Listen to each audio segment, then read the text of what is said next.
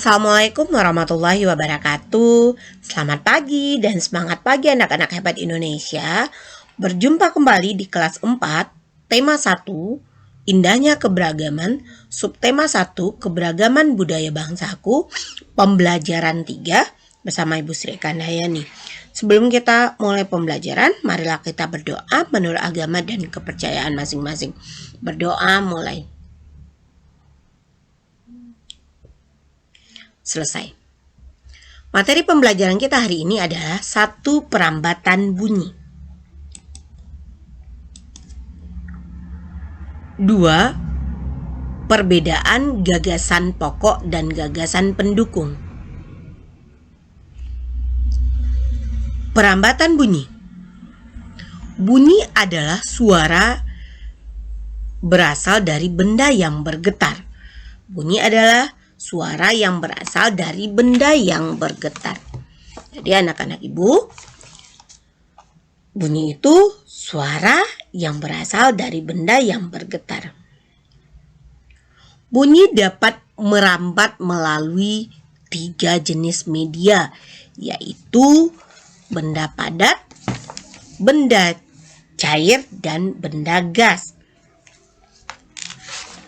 Selanjutnya, anak-anak ibu, namun bunyi tidak dapat merambat di ruangan yang hampa karena tidak memiliki media yang dapat merambat bunyi.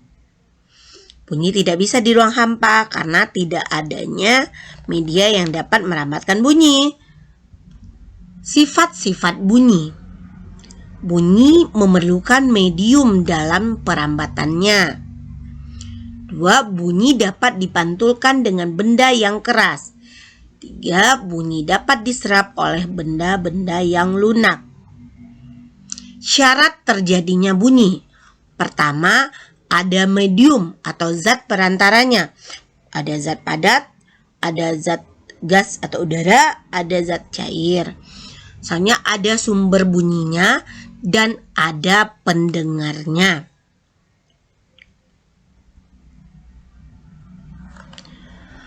Anak-anak, bunyi merambat melalui benda gas. Suara merambat melalui udara. Udara termasuk ke dalam benda gas. Jadi anak-anak bisa melihat tuh orang yang berbicara atau orang yang berteriak atau orang yang mengomong kuat-kuat. Nah, itu anak-anak ibu bisa melihat. Ini contohnya. Ada si A dan si B bersuara. Hai, halo, seperti itu misalkan ya, atau dia berbicara. Selain benda padat dan benda cair, udara juga merupakan medium perantara dari bunyi. Oleh karena itu, kita dapat mendengar suara orang atau orang berbicara atau kicauan burung. Hal itu terjadi karena adanya getaran suara dari sumber bunyi sampai ke telinga kita melalui udara. Jadi ini sumber bunyinya apa? Suara manusia. Bisa dia mendengar karena adanya melalui apa? Melalui udara atau gas. Selanjutnya, bunyi merambat melalui benda padat. Suara merambat melalui benang kasur. Benang kasur termasuk ke benda padat.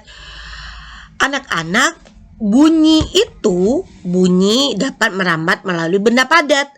Perambatan bunyi melalui benda padat biasanya dimanfaatkan untuk membuat mainan seperti ini. Contoh, membuat mainan telepon-teleponan yang seperti pada gambar ini. Pada waktu bermain telepon-teleponan, gelombang bunyi merambat melalui benang yang ada di telinga. Nah, benang ini termasuk ke dalam benda padat. Selanjutnya, bunyi merambat melalui benda cair. Suara merambat melalui air di dalam tong. Air termasuk benda cair. Anak ibu bisa nanti mendengarkannya seperti ini. Ini ada benda cair, kita dengarkan. Kita tahu bunyi juga dapat merambat melalui benda cair itu ketika Selain itu ya, ketika dua batu saling dipukul ke dalam air, kita masukkan ke dalam air, kita juga dapat mendengar bunyi yang ada di dalamnya. Itu menunjukkan bunyi merambat melalui zat cair.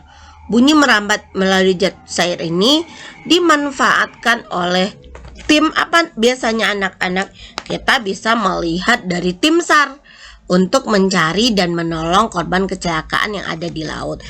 Cara sederhana anak ibu bisa coba di rumah seperti ini, dimasukkan dalam tong. Nanti kita dengar dengan apakah bunyi itu terdengar atau tidak. Gitu ya, contohnya anak-anak ibu bisa melihat ini.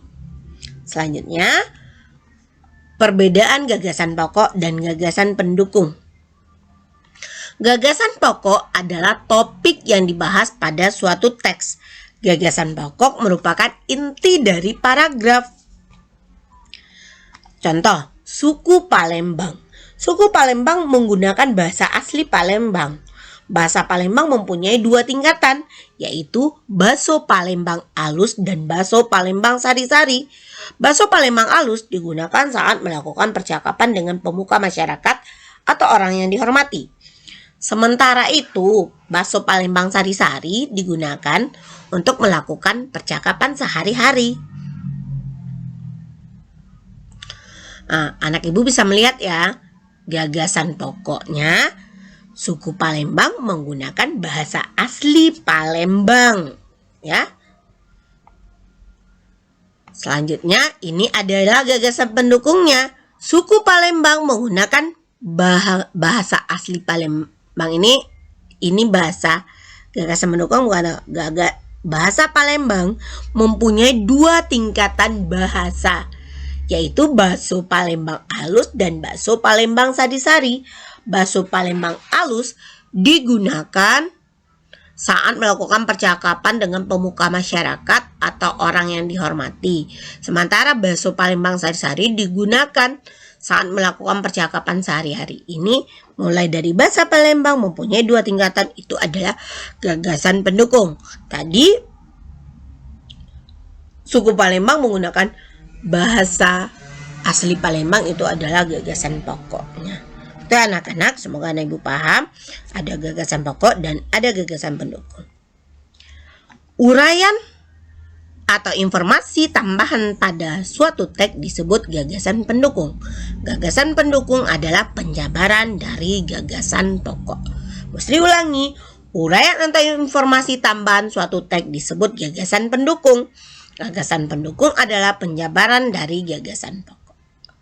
Semoga anak ibu paham. Jangan lupa baca buku tema PB3 ya.